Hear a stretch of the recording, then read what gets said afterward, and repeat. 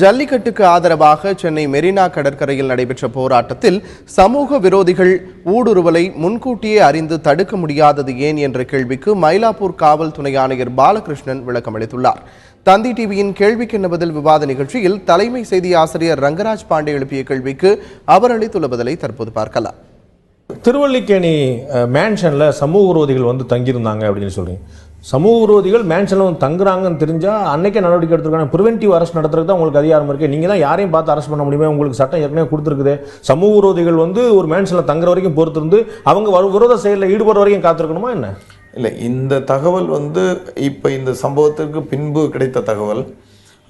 அதுலேயும் வந்து அந்த மேன்ஷன் சொல்றது எதுவும் பேர் இன்டெலிஜென்ஸ் ஃபெயிலியர்னு சொல்லலாம் இல்லையா? இல்லை, ஃபெயிலியர்ன்ட்டு சொல்ல முடியாது. பட் வந்து எல்லாமே சம்பவம் நடந்த பிறகு தான் தெரியும்னு அந்த ஃபெயிலியர் தானே சார் சொல்லணும். இல்லை, யாருமே வந்து இந்த இது இவ்வளோ வன்முறையாக வரும் அப்படின்ட்டு யாரும் எதிர்பார்க்கல. ஏன்னா சார், சமூக விரோதிகள் வெளியூர்லேருந்து மேன்ஷனில் தங்குறவங்க உள்ளூர்காரங்களா இருக்க போகிறதில்ல. அவங்க 4 இடத்துல இங்கே வந்துடும். வெளியூர்லேருந்து வந்து தங்கினா தான் மேன்ஷனில் தங்கணும். அப்போ வெளியூர்லேருந்து இவ்வளவு மாதம் ஆட்கள் வந்து தங்குறாங்க, அவங்க நொட்டோரியஸ் ஃபிகர்ஸ் அப்படின்னு சொல்லி சொன்னால் அதை நம்ம ஸ்மெல் பண்ணியிருக்கணும்ல. இல்லை, இப்போ வந்து இந்த போராட்டத்தில் பங்கெடுக்கிறதுக்கு தமிழ்நாட்டிலேருந்து பல்வேறு பகுதிகளில் இருந்து வந்து மாணவர்கள் வந்து தங்கியிருந்தாங்க.